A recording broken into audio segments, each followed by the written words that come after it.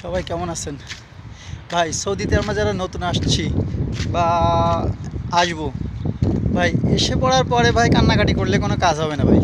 তাই আসার আগে দালালের সঙ্গে ভালোভাবে কথা বলে বা যে এজেন্সির মাধ্যমে আসতেছেন সেই এজেন্সির সঙ্গে ভালোভাবে কথা বলে আপনি আসেন ভাই, তাহলে লাভ পাবেন। না হলে ভাই লস। কারণ ৩ মাসের ইকামা দিয়ে এনে ঠিকমতো আপনার কাজ দেবে না ভাই, কাফেলা দেবে না, পরে আপনার নিজের পকেটের টাকা খরচ করেও আপনি ঠিকমতো কাজ মেলাতে পারবেন না।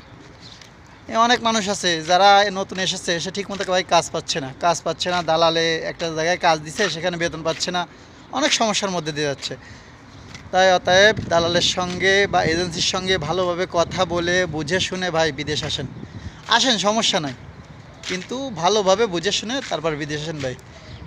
এসে পড়ার পরে ভাই কান্নাকাটি করলেও কোনো কাজ হবে না ভাই, দেশে গেলে নিজেরই লস। অতএব ভালোভাবে বুঝে শুনে ভাই আসবেন।